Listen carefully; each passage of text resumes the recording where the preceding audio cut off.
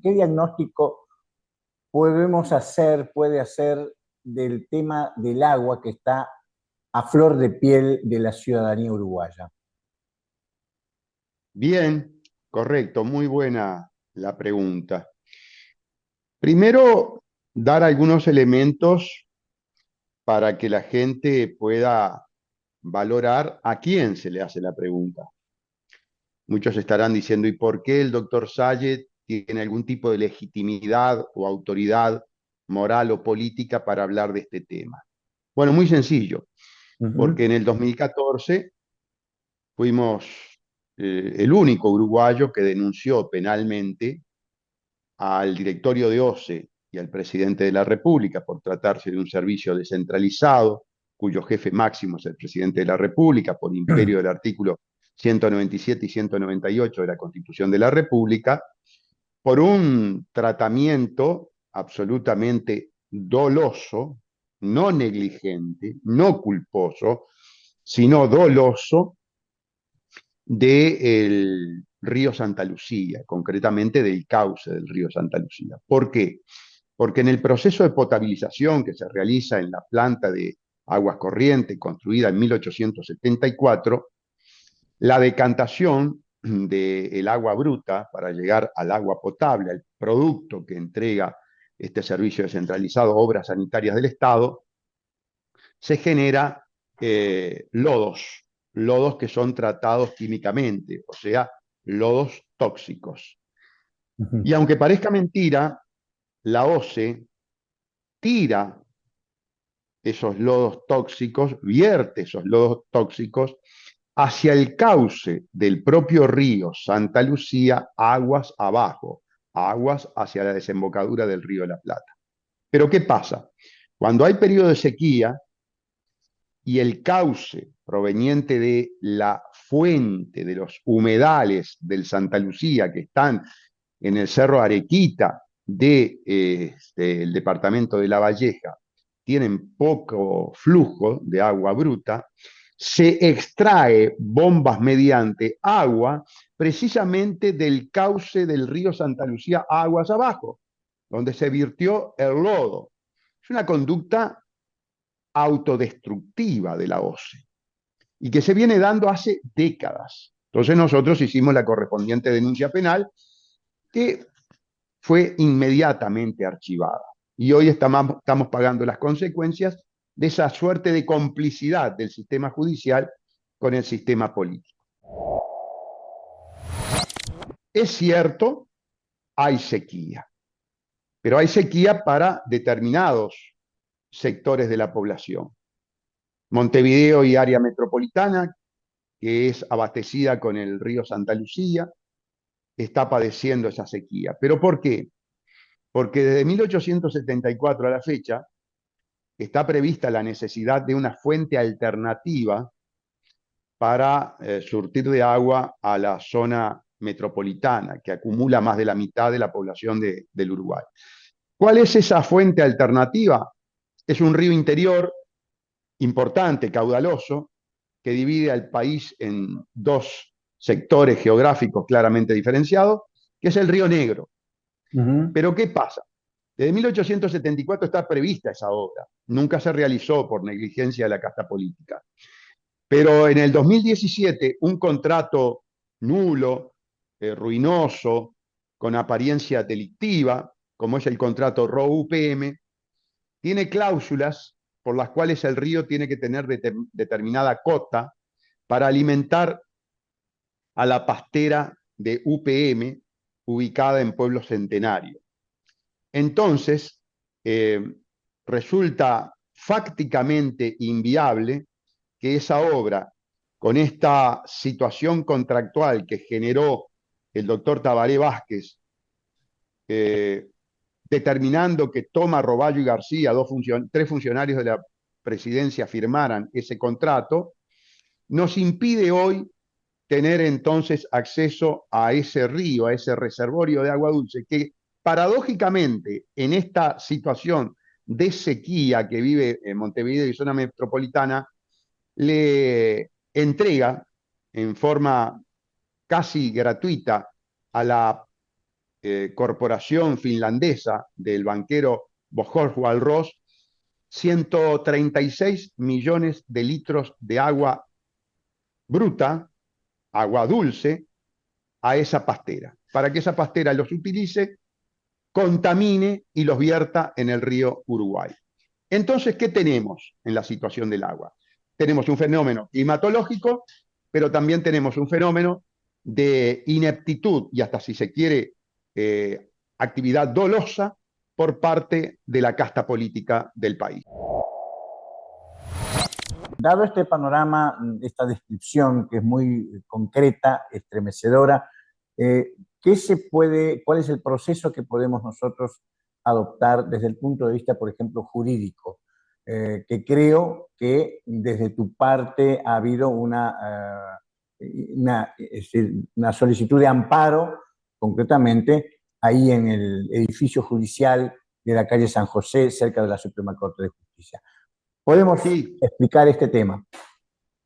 sí, efectivamente, nosotros tempestivamente, oportunamente, judicializamos el tema a través de una acción de amparo, mediante la cual obtuvimos una cantidad de información que OCE la tenía reservada, que no la daba a conocer. La misma efectivamente es estremecedora. ¿Por qué? Bueno, porque pusimos de manifiesto el tipo de sustancias que se utilizan en los procesos de potabilización. Pusimos de manifiesto la cantidad de cloruro de sodio que se estaba utilizando. Pusimos de manifiesto la negligencia con que históricamente ha operado la OCE. Pero planteamos la alternativa, es decir, fuimos proactivos, dimos una solución. La solución era la perforación buscando el agua del acuífero Raigón y el acuífero Guaraní. El tiempo y los hechos nos dio la razón. Después se hicieron las perforaciones en el Parque de los Aliados, fundamentalmente para los hospitales y sanatorios que hay en la zona, que son unos cuantos, está el Hospital de Niños, entre otros. Pero lo más importante del amparo fue la difusión que el tema tuvo a nivel de los medios de comunicación para que la gente tomara conciencia de lo que había sido la actuación de la casta política respecto al tema tan delicado del agua, porque esto hay que contextualizarlo, George. Se llama la maldición de los recursos. Cuando un país, la naturaleza lo benefició con determinado recurso importante para el desarrollo de las corporaciones, como pueden ser metales, hidrocarburos, agua o tierra fértil, se le llama la maldición de los recursos porque inmediatamente operan sobre ese territorio las corporaciones, creando el clima de carácter social, político, para permitir la expoliación de ese recurso. Y normalmente el clima que recrean es un clima altamente negativo para los habitantes del país. A veces son guerras tribales, otras veces son gobiernos esencialmente corruptos, todo lo cual le permite a la cleptocracia apoderarse de esos recursos. En el caso del Uruguay, se apeló al sistema de el envilecimiento del sistema político, es decir, encumbrar en el gobierno a corruptos vendepatria que están dispuestos a entregar este recurso vital. Yo quiero recordarle a la gente que el agua constituye el 80% de nuestro cuerpo y que por lo tanto necesitamos día a día, minuto a minuto, reponer ese líquido que es un líquido, yo lo llamo líquido ontológico, porque es de la esencia del ser humano. Insólitamente, en nuestro país, la casta política se ha empeñado, tanto Frente Amplio como Multicolores, a entregar y a contaminar de todas las formas posibles, y ahora estamos viviendo sus trágicas consecuencias, este líquido vital. Líquido vital que inclusive los geopolíticos más entendidos a nivel internacional lo han llamado el oro azul y que será determinante de las futuras conflagraciones que veremos. Las conflagraciones ya se están dando y no solamente se están dando por el agua, se están dando por otros muchos factores. Pero eso es una realidad. Y paradójicamente la casta política uruguaya, tanto del Frente Amplio como la de los multicolores, y es muy importante esta aclaración, porque tienen el 82% del electorado según las encuestas. Es decir, que el propio ciudadano uruguayo convalida con una conducta autodestructiva estas políticas de saqueo. En este momento se lleva adelante por parte del gobierno y con el apoyo de la falsa oposición proyectos de hidrógeno verde. El hidrógeno tiene como materia prima fundamental el agua. Cuanto más pura, mejor. Entonces hay 2 o 3 proyectos, uno en Tacuarembó, otro en Paysandú, y un tercero que no está bien delineado todavía, para entregarle el acuífero guaraní, el agua que proviene de los nichos basálticos del acuífero guaraní, el agua más pura que tiene el Uruguay, para convertirlo en hidrógeno verde y exportarlo a Alemania, que padece una situación geopolítica complicada por el corte del suministro del gas y del petróleo ruso, que complica entonces su política de desarrollo. De hecho, está en recesión. Entonces, es verdaderamente criminal Mm. que entreguemos el agua, creo que además se le entrega gratuitamente, para que termine paliando una situación geoestratégica energética de Europa. ¿Cómo puede un político llegar a esa conducta antipatriótica que es rayana en el delito del artículo 132 del Código Penal? Bueno, por estímulos espurios, Exacto. vale decir, coima.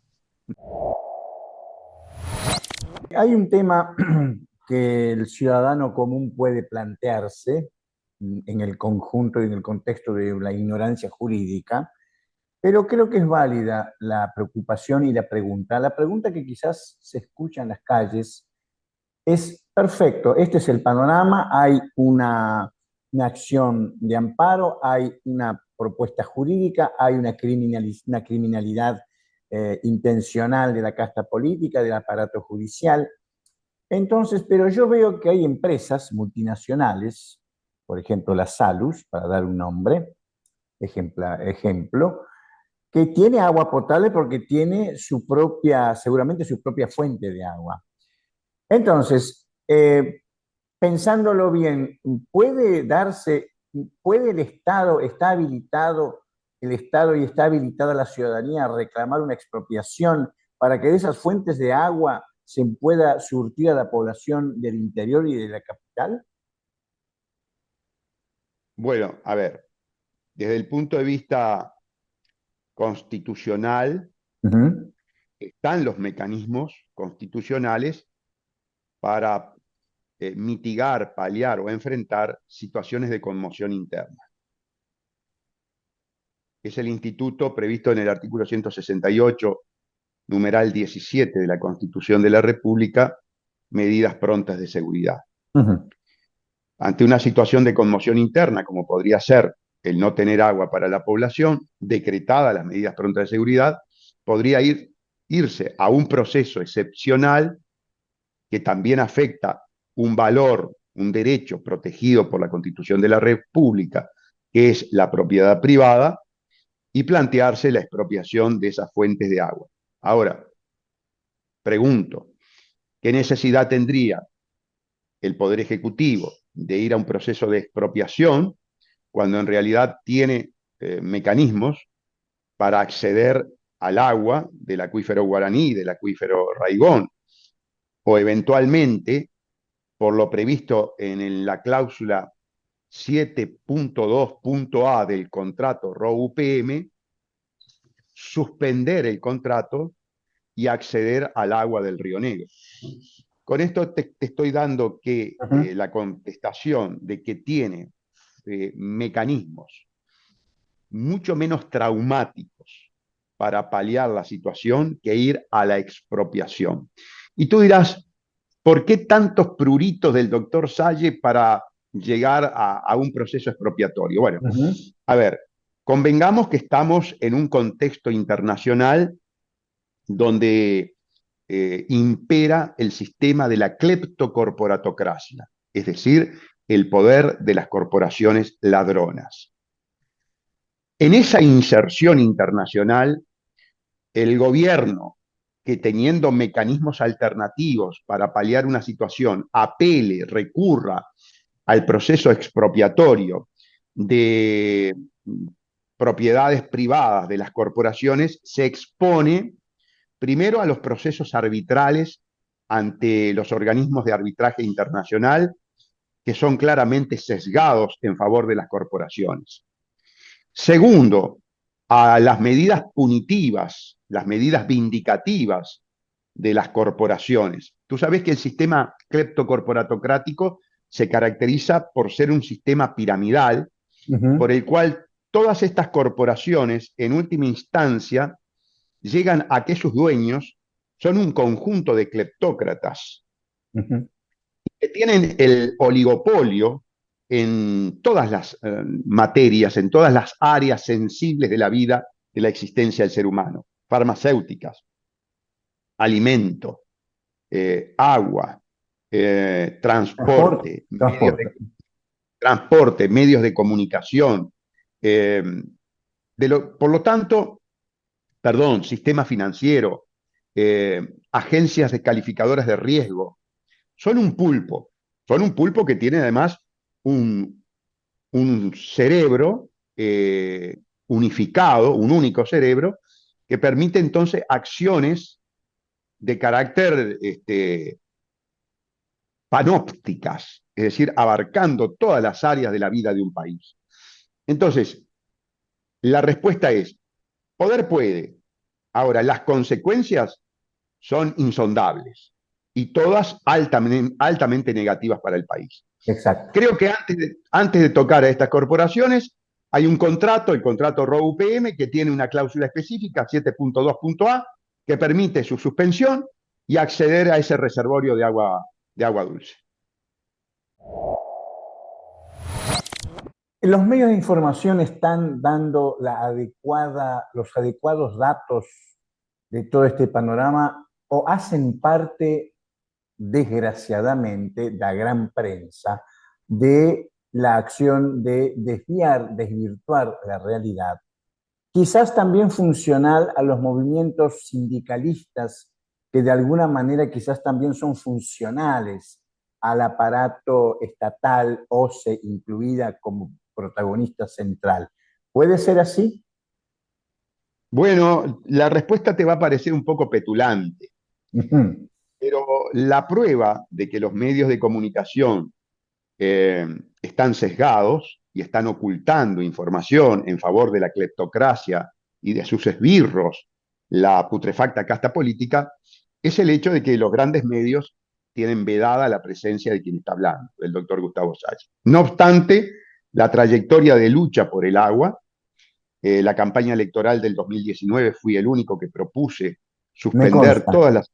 todas las actuaciones con respecto al contrato criminal ROU-UPM y dedicarlos a un proyecto que pretendía que todos los cauces de agua dulce del país estuvieran en situación de agua no contaminada.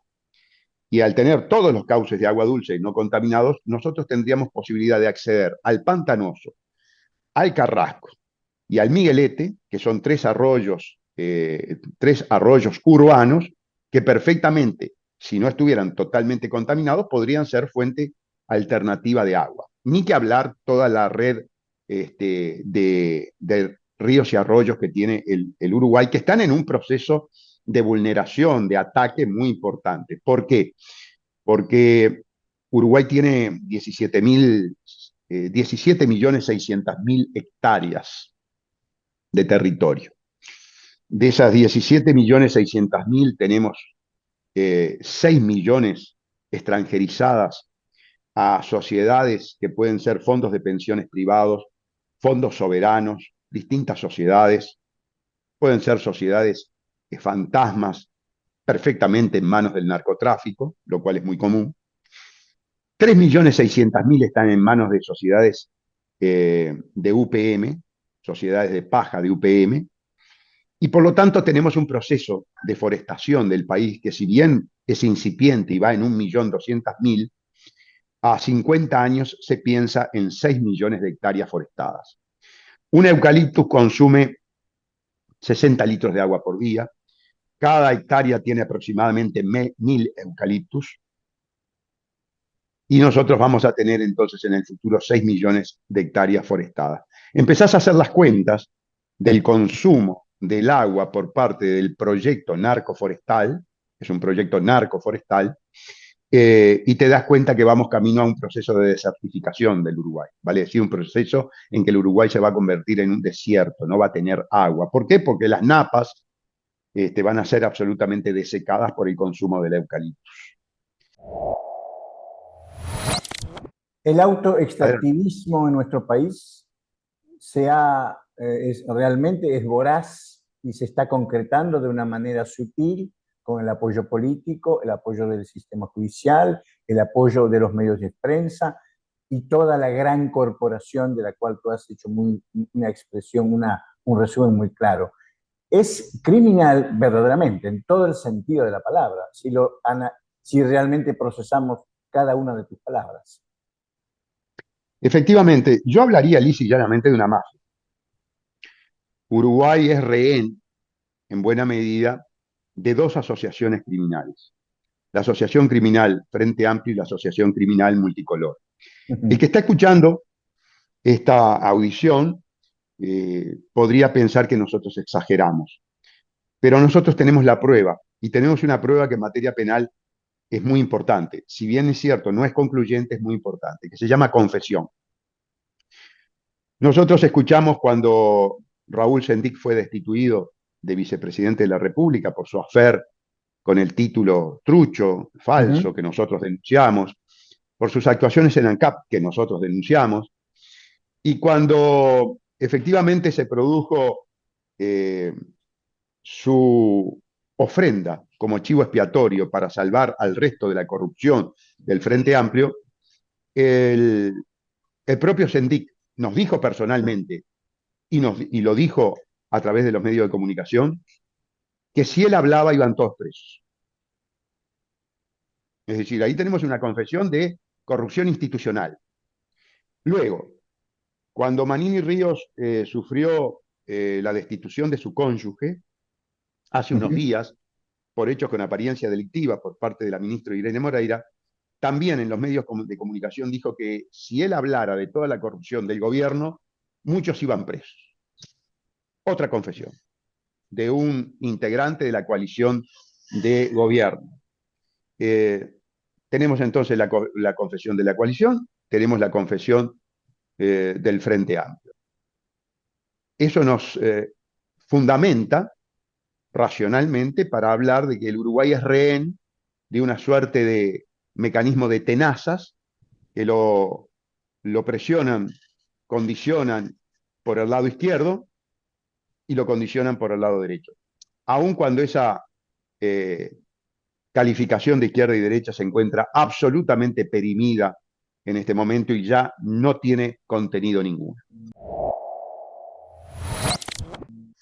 El marco mafioso, para cerrar, se relaciona a temas como el agua, el narcotráfico, la corrupción, diversos temas que están obviamente dentro de la línea criminal.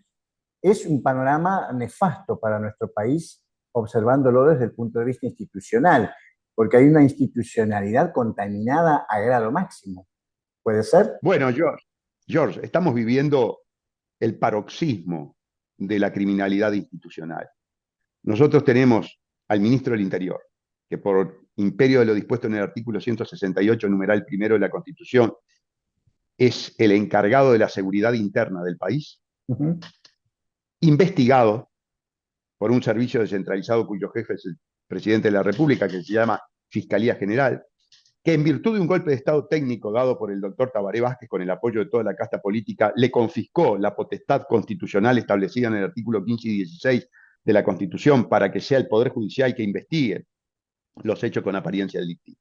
La casta política no quería que un poder independiente o teóricamente independiente Correcto. investigara sus actuaciones con apariencia delictiva. Hoy tenemos al ministro del Interior y al canciller de la República, la cara visible para el exterior del país, en calidad de indagados por una aparente, hipotética asistencia al narcotráfico.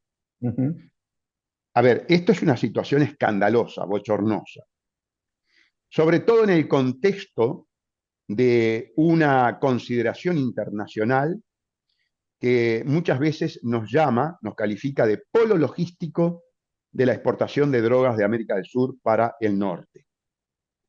Calificación que está fundamentada totalmente en la realidad de los hechos.